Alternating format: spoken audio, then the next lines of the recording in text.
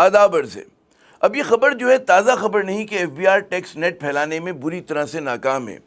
ایک ایسی معیشت جہاں پہلے ہی معاشی سرگرمیاں سست اور سرمایہ کاری جو ہے وہ کم ہو رہی ہے، اس میں ایف بی آر کا بڑے بڑے ریونیو اہداف حاصل کرنے کا بیشتر دار و مدار یا تو بالواسطہ یعنی کہ انڈائریکٹ ٹیکسیشن پر ہے، یا پھر تنخواہ دار طبقے پر اور کارپوریٹ پاکستان پر، جو پہلے ہی بلند ٹیکسوں کے بوجھ تلے دبے ہوئے ہیں۔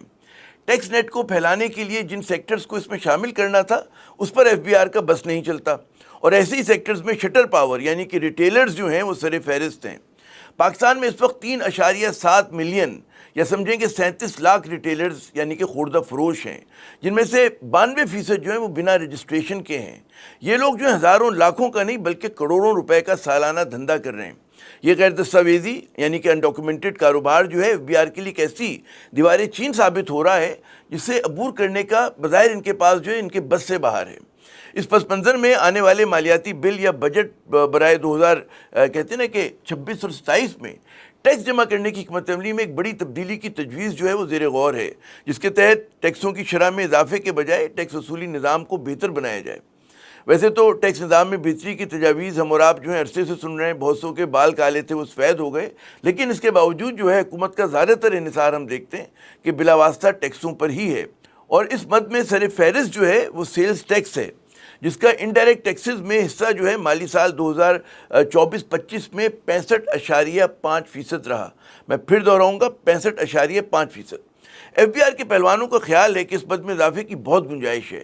شرط صرف اتنی سی ہے کہ اگر ریٹیلر سے یہ پیسے وصول کیے جا سکیں۔ یہ کام کہنے میں بظاہر بہت آسان لیکن حقیقتاً انتہائی مشکل ہے۔ ریٹیلرز کو دستاویزی معیشت کی طرف لانے میں اب تک تو ایف بی آر جو ہے کامیاب نہیں ہوا، فوجی دور حکومت ہو یا جمہوری، کہتے ہیں سب جو ہیں شٹر پاور کے آگے بے بس ثابت ہوئے، جس کا ایک ثبوت یہ کہ جی صرف 8% ریٹیلرز جو ہیں وہ رجسٹرڈ ہیں، باقی 92% جو ہیں وہ سیلز ٹیکس وصول کر کے بھی اسے جمع کروانے کی زحمت نہیں کرتے، یعنی کہ انہوں نے جو ہے پاکستان کے روایتی ملٹی سٹیج ٹیکس نظام کو ناکام بنا دیا۔ اس مشکل کا حل جو ہے ایف بی آر کے بعض زرخیز ذہنوں نے یہ سوچا کہ جی سیلز ٹیکس ایکٹ 1990 کو جو ہے اس کا جو 3rd اسکیجول ہے اس کو مزید وسیع کر دیا جائے۔ اس کا مطلب یہ ہے کہ سیلز ٹیکس کلیکشن مرحلہ وار نہیں بلکہ ایٹ سورس ہو، مطلب فیکٹری کے گیٹ پر۔ بعض معاشی ماہرین کا کہنا ہے کہ جی پاکستان جیسے ملک میں جہاں براہ راست ٹیکس اکٹھا کرنے میں حکومت ناکام رہی ہے، فیکٹری گیٹ پہ سیلز ٹیکس وصول کرنے کا طریقہ جو ہے وہ مفید ثابت ہوا ہے۔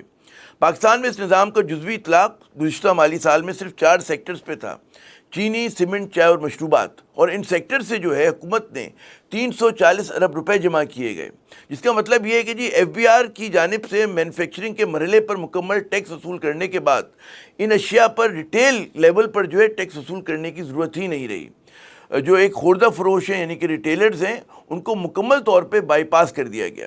اطلاعات یہ ہیں کہ جناب نئے مالی سال 2026-27 کے بجٹ تجاویز میں 3rd اسکیجول کو مزید وسیع کرنے کی تجویز جو ہے وہ زیر غور ہے۔ حکومتی ذرائع اب 3rd اسکیجول میں کھانے کا تیل، دودھ سے تیار شدہ دیگر مصنوعات، آٹا، نوڈلز، بچوں کا فارمولا ملک اور جو ہے فروزن فوڈ آئٹمز کو شامل کرنا چاہ رہے ہیں۔ اب سوال یہ ہے کہ کیا اس سے جو ہے ٹیکسوں کے بوجھ تلے صارفین پر مزید ٹیکسوں کا بوجھ بڑھے گا؟ معاشی ماہرین کا کہنا ہے کہ جی ایسا نہیں ہوگا، کیونکہ صارفین جو ہیں ریٹیلرز کو ان اشیاء پر 18% کے حساب سے پہلے ہی جی ایس ٹی ادا کر رہے ہیں۔ اس شرح میں کوئی تبدیلی نہیں ہوگی، لیکن بقول معاشی ماہرین کے ان اشیاء کو جو ہے 3rd اسکیجول میں شامل کرنے کا فائدہ یہ ہوگا کہ بنا کسی لیکیج کے یہ ٹیکس جو ہے حکومت کو مل جائے گا۔ کاغذ پر یہ تجویز بہترین ہے، لیکن ایف بی آر اور شہباز حکومت سے یہ سوال ضرور بنتا ہے کہ کیا دودھ، خصوصاً بچوں کے دودھ اور خواتین کی جو ہائیجین کی اشیاء ہیں ان پر اتنا بلند ٹیکس جو ہے وہ منصفانہ ہے؟ اس کا جواب جناب نفی میں ہے۔ شہباز شریف کے دور اول اور ان کے دور دوئم میں عام پاکستانی کی معاشی حالت جو ہے وہ بد سے بدتر ہوئی ہے۔ ملک میں غربت بڑھ کر 45% ہو گئی، یعنی کہ تقریباً ہر دوسرا پاکستانی جو ہے شہباز حکومت کے دور میں غربت کی لکیر سے نیچے جا پڑا، اور یہ اعداد و شمار لوگ کہتے ہیں نا گھڑ کے نہیں لائے، یہ عالمی بینک کے ہیں۔ اسی طرح بڑھتی مہنگائی، گھٹتی آمدنیوں، بلند شرائع ٹیکس نے عام پاکستانی کی قوت خرید میں تقریباً 60% کی کمی کی ہے، لیکن دوسری جانب حکومت کے وہی شاہانہ اخراجات ہیں جن میں کمی کے بجائے اس 4 سالہ دور میں اضافہ ہوا ہے۔ کم از کم شہباز حکومت چند ضروری اشیاء بشمول دودھ، خصوصاً بچوں کا جو دودھ ہے اس پر جی ایس ٹی اگر ختم نہیں کرتی تو اس کی شرح میں اس کو کمی ضرور کرنی چاہیے۔ رہی بات تھرڈ اسکیجول کو وسیع کر کے ٹیکس لیکیجز کو روکنے کی، تو یہ فیصلہ بالکل سر آنکھوں پر. یہاں حکومت کو صرف یہ یقینی بنانا ہوگا کہ اشیاء صرف کی جو کہتے ہیں نا پرنٹ شدہ قیمت ہے اس سے زیادہ صارفین سے دکاندار وصول نہ کریں. تاریخی طور پر پاکستان نے ہمیشہ بالواسطہ ٹیکسوں پر زیادہ انحصار کیا ہے. جو جابرانہ نظام ٹیکس ہے جس میں ایک طرف افراط زر اس سے بلند ہوتا ہے تو دوسری جانب جو ہے اس سے متوسط اور کم آمدنی والے گھرانوں پر غیر متناسب معاشی بوجھ بھی پڑتا ہے. تھرڈ اسکیجول کو وسیع کرنے کی تجویز جو ہے ایف بی آر کی جانب سے ایک ناکامی کا اعتراف بھی ہے. جی ہاں، اپنے تمام تر بلند و بانگ دعووں کے باوجود ایف بی آر جو ہے وہ ٹیکس نیٹ بڑھانے میں ناکام رہا اور وہ شٹر پاور کے آگے بے بس ہے، کیونکہ مملکت خداداد پاکستان میں ٹیکس نیٹ تو وسیع نہیں ہو رہا لیکن غیر دستاویزی معیشت جو ہے وہ پھل پھول رہی ہے. تھرڈ اسکیجول میں توسیع تو ہو جائے گی، اس سے حکومت کو کچھ پیسے بھی زیادہ مل جائیں گے، لیکن کیا اس سے پاکستان کے ٹیکس نظام کی پیچیدگی دور ہوگی؟ کیا ٹیکس وصولی کے لیے جو ہے تنخواہ دار طبقے اور کارپوریٹ سیکٹر پر ٹیکسوں کا بوجھ کم ہوگا؟